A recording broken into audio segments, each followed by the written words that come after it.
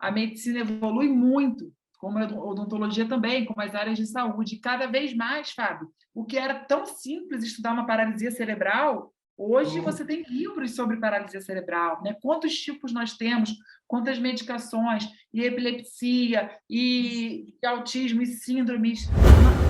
Eu sempre falo, você tem que ser humilde, porque vai bater na sua porta um caso que você nunca viu. E você tem que ser franco para aquela família e falar: olha, eu não conheço essa síndrome, não, mas eu vou conhecer e vou trazer o melhor para o seu filho. Isso que eu estou falando, tem uma coisa que está acima disso tudo, que é o amor. Você só é disponível para alguém, você só se dedica a alguém se você ama. Então, você pode fazer essa área se você ama pessoas.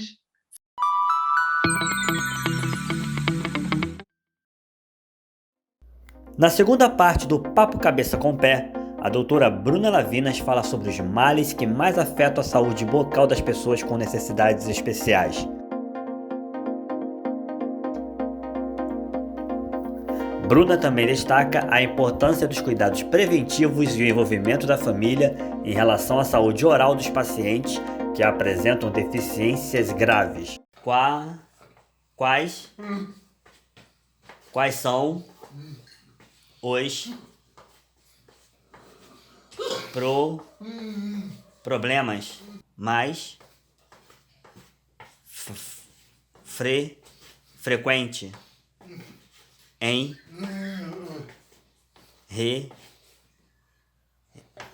relação a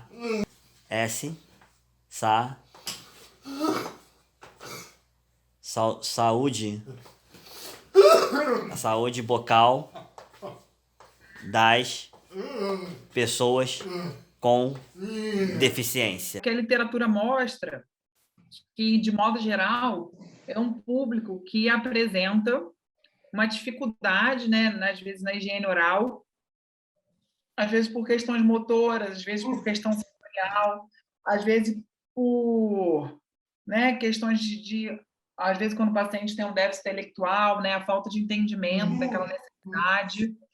Então, é um público que fica mais predisposto a ter cárie, doença periodontal, que além dessa questão da higiene oral, alguns pacientes utilizam medicação, né, algumas medicações que interferem na produção salivar, tanto em fluxo quanto em qualidade.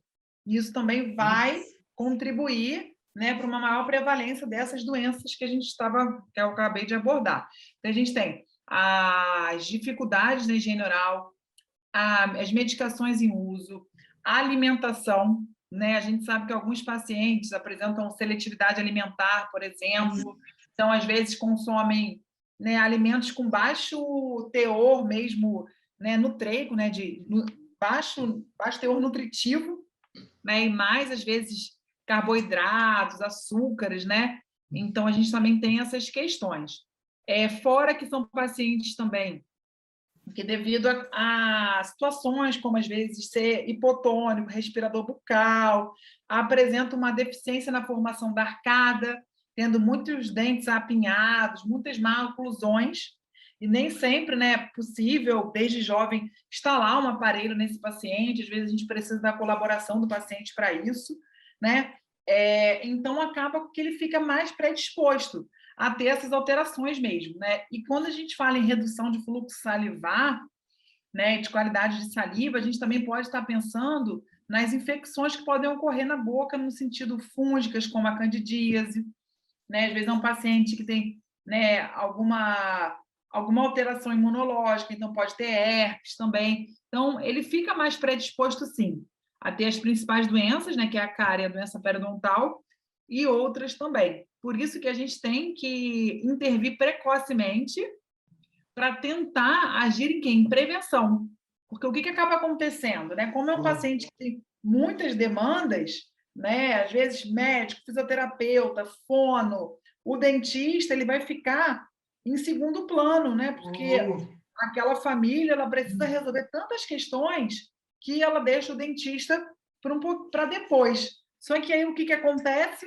A gente acaba tendo pacientes com muitas necessidades odontológicas, com muitas perdas dentárias, né, dentes para restaurar. Então, o ideal era o contrário, né, que levasse a criança, o bebê, né, tem até quando, né, a gente faz, às vezes, o pré-natal odontológico, a gente já instrui aquela gestante, né, a como fazer, orienta ela, né, como cuidar do bebê e da saúde oral.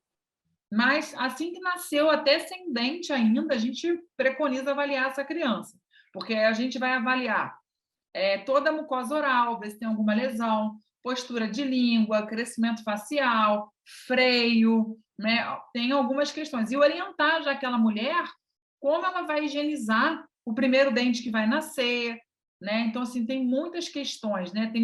Aí a gente pode pensar em pasta de dente, quantidade. A gente sabe que hoje nasceu o primeiro dente, já se usa pasta de dente fluoretada, né, com 1.100 ppm de flúor. Né? É uma quantidade pequena, como se fosse um grãozinho de areia, um grãozinho de arroz seco. Né? Então, é pouco, mas tem que usar. Fio dental, a gente sabe que existem vários tipos de fio, né, como o Minefloss, aquele fio dental no cabinho, a fita, a interdental. Então, tudo isso é importante a gente orientar. A higiene da língua, né? Higiene do rebordo, enfim, tudo isso é importante. Avaliar também essas questões de crescimento crânio-facial também é importante. Qual é o papel da família no cuidado da saúde bucal da pessoa com deficiência? Primeiro, assim, quando é criança, quem vai cuidar é a família. E às vezes fica adulto, né? E a família também continua responsável por esse. Então, não adianta nada eu me preocupar em melhorar a higiene oral daquele paciente se eu não motivar aquela família. Então, uma família que já tem outras dores, outros propósitos, né? Às vezes aquela família está focada na alfabetização, aquela família está focada na criança andar, está focada na criança falar. Então, assim, tem todo um contexto familiar, né? A gente sabe como é difícil, às vezes a mulher ela fica sozinha com o filho, né? E às vezes ela não tem muita coisa para criar. Então, tem várias questões. Então, assim, o grande desafio, Fábio, hoje é a gente motivar essa família a também olhar para a saúde oral. Mas o que eu sempre converso, assim, que eu gosto, eu sou bem franca, é que, assim, se essa criança, né, ou esse paciente, enfim, tiver dor, algo a fazer, vai ser muito pior do que só uma limpeza. Muito pior em todos os sentidos, né? De você conseguir fazer um bom atendimento, financeiramente, quando a gente não está falando de serviço público, sentir uma dor em casa, desregular por causa daquela dor, né? A gente sabe que a boca é um foco de infecção, às vezes, para outros órgãos. Então, assim, olha quanta coisa a gente pode gerar naquele paciente, naquela criança, enfim, se a gente não tiver esse cuidado precoce. Então, assim, eu acho que é mais benéfico, né, no caso da odontologia, você prevenir do que você remediar em todas as áreas. Mas eu quero dizer que, assim, que é uma área difícil, uma área com poucos profissionais. Às vezes, por exemplo, ligam mães assim, com muita urgência. Olha, meu filho está com dor, precisa ser atendido amanhã, eu não tenho vaga amanhã. Né? E eu não tenho um colega para indicar, às vezes. Porque o colega que eu tenho naquele outro dia, ele está com um serviço público, porque nós somos muito poucos. Então, assim, é muito ruim quando a gente tem esse tipo de ligação de coisas de urgência, porque às vezes a gente não dá conta de prestar um atendimento. Eu acho que a principal motivação é, olha, financeiramente o impacto vai ser maior, olha, isso pode causar um dano muito maior no seu filho, né? Ainda quando a gente trata de pacientes que não falam, né? Até aquela mulher, né? Aquela mãe entender que o problema é dentário, nossa, já rodou, já chorou, né? Eu tive casos na pandemia de uma paciente com autismo que quebrou 2 televisões, né? Com dor, não conseguia falar, não conseguia se expressar, descompensou em casa, né? Então, e fora que assim, né? Quantos casos a gente tem? Já tive um paciente com deficiência intelectual que foi internado há pouco tempo devido a um abscesso dentário, porque já estava demais, já estava dando febre, né? Então, assim, mas a família só foi perceber quando chegou a esse ponto, porque ele não fala. Então, não é mais fácil você levar num profissional para que não deixe chegar a esse ponto, né? E aí eu também sempre falo, se você traz seu filho para fazer uma limpeza, para fazer um procedimento mais tranquilo, que não precisa de anestesia, que não precisa, né, uma extração dentária, é muito mais tranquilo para você e para o paciente. Às vezes chega na urgência no consultório, nunca viu um consultório odontológico, nunca me viu, aí a gente acaba tendo que lançar mão de técnicas farmacológicas, como a sedação, por exemplo, que vai relaxar o paciente, mas não vai fazer ele dormir, para dormir só no centro cirúrgico. Então, assim, é mais complicado, né? Então, eu acho que se a gente puder não chegar a esse ponto, vai ser melhor. Eu dei uma olhada nas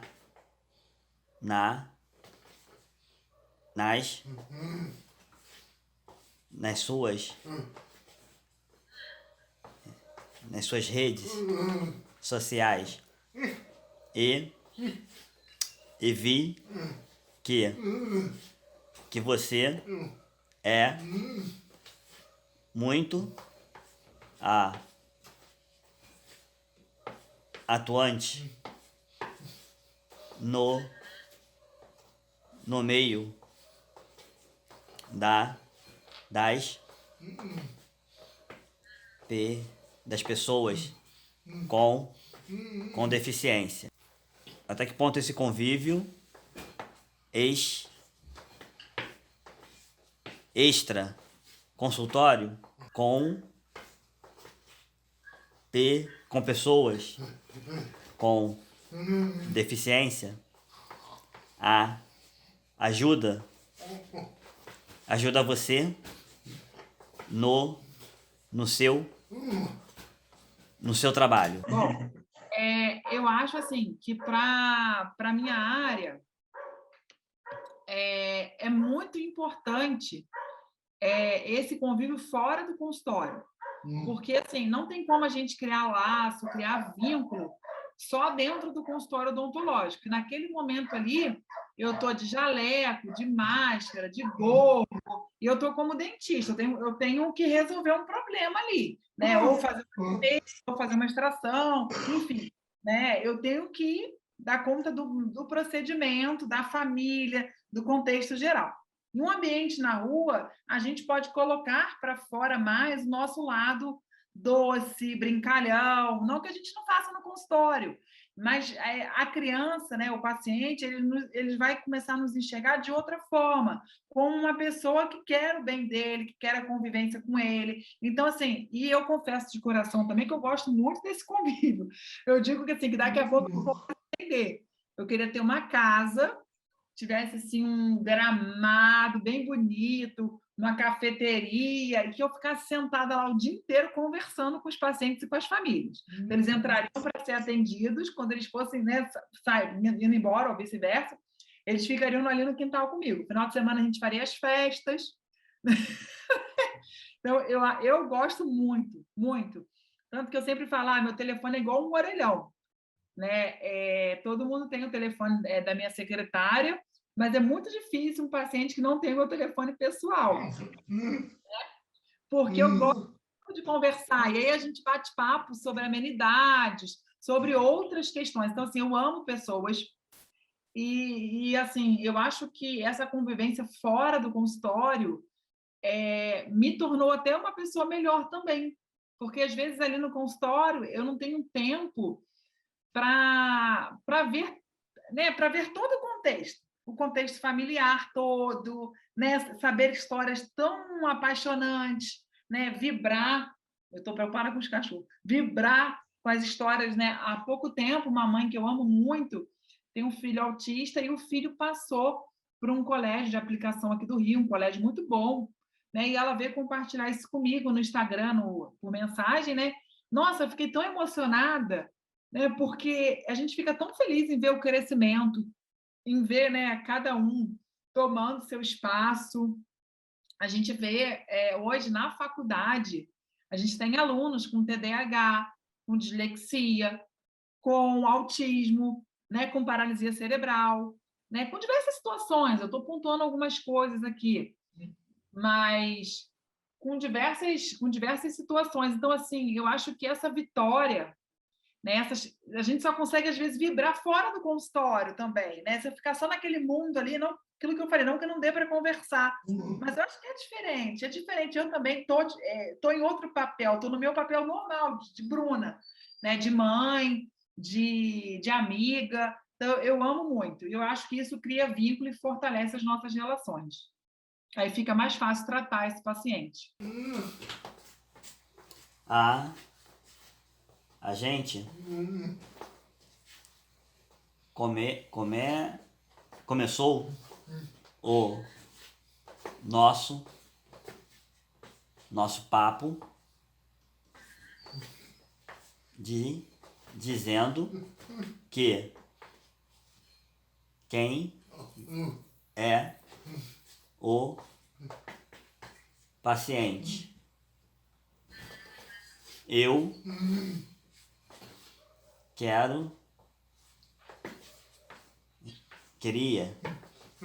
queria que você me dissesse quem é o dentista que atende a pessoa com deficiência. Quais as qualidades que esse profissional deve ter? Então, eu acho que o mais importante é a gente pensar que não existe limite, né? Eu acho assim, sempre falo, para ser dentista de pessoas com deficiência, enfim, grupos especiais, o nome que, né, que tem tanta nomenclatura, você tem que ter a mente aberta, porque assim, você não pode subestimar uma pessoa. Não é porque uma pessoa tem dificuldade de se comunicar que ela não pode fazer uma entrevista, como a gente está vendo aqui. Não é porque ele tem autismo que ele não pode ser um grande jogador de futebol, como a gente vê o Messi, né? Não é porque ele tem trissomia do 21 que ele não pode ser um ator, como a gente tem visto aí na novela, né? Não é porque aquele paciente tem câncer que ele está morto com o pé na cova, né? E não pode ser que está por aí transbordando alegria, né? Não é, nada é, né? Então eu acho que o primeiro ponto que nada é certo, nunca e sempre é sempre, não, isso não existe, né? O que existe é o que está dentro da nossa cabeça. E o que está dentro da sua cabeça? Se você é uma pessoa que consegue respirar isso que eu falo, entender, né? Inalar esse ar, né? E exalar esse ar, você já começa a ter o caminho. Então, sem preconceito, sem achar, sem capacitismo, vamos lá e vamos atender. Vamos ver como vai ser, vamos ver o que é melhor para cada um. Eu acho que isso é importante. Então, é um ponto. Sem preconceito, sem barreiras, sem limites, cabeça aberta. Tá, mas só isso não adianta.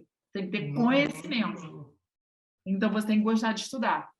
Porque, graças a Deus, a medicina evolui muito, como a odontologia também, como as áreas de saúde. Cada vez mais, Fábio, o que era tão simples estudar uma paralisia cerebral, hoje você tem livros sobre paralisia cerebral, né? Quantos tipos nós temos, quantas medicações, e epilepsia, e autismo, e síndromes.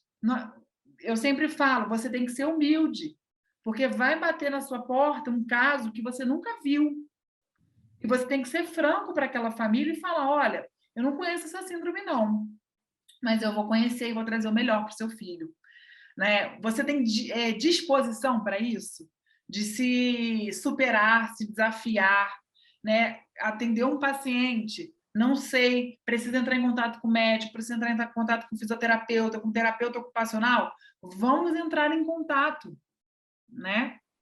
Você consegue entender que, por muitas das vezes, ser um paciente com dificuldade de se comunicar, que às vezes você faz um procedimento nele e o pouco que altera, como ele não se comunica, aquela família pode se desesperar e mandar mensagem para você sábado, domingo e feriado, tudo bem? Porque é uma área que eu sempre digo, seja disponível, porque ele não tem outro dentista para falar, ele só tem você, né? Eu sempre fico com o coração na mão, mas graças a Deus hoje eu tenho muitos amigos e eu agradeço a Deus por isso, eu tenho uma equipe maravilhosa.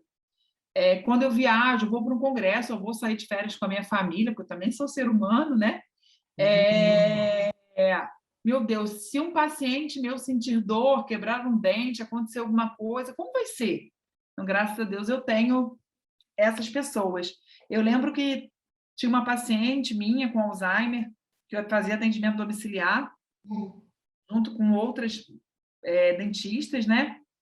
A gente fez todo o tratamento dela em casa, sedação em casa, com óxido nitroso, tratamento.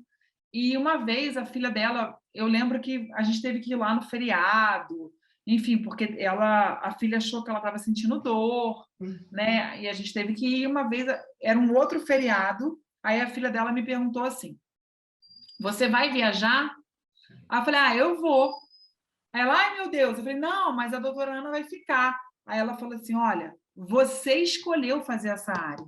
Você sabe a responsabilidade disso? Foi você que escolheu. Então, você que seja disponível." Pensando assim, a gente pode até se chocar, né? Nossa, eu também não sou escrava, que isso, que ignorância. Mas dá para entender, vamos entender o que aquela filha está falando.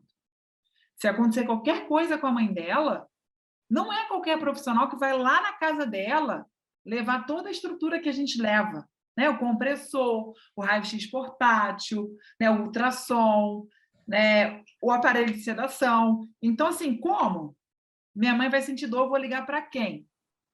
Então, seja mente aberta, humilde, disponível, dedicado. Porque o sucesso ele é certo, mas ele depende desses pilares.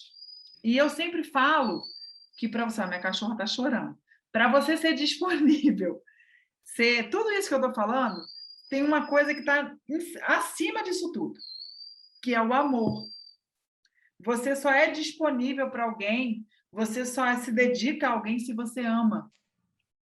Então, você pode fazer essa área se você ama pessoas, se você ama se doar.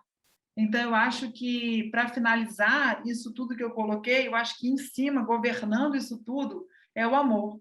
Né? E quando a gente ama o que a gente faz, é muito fácil trabalhar domingo, é muito fácil trabalhar até 1h da manhã, é muito fácil trabalhar feriado.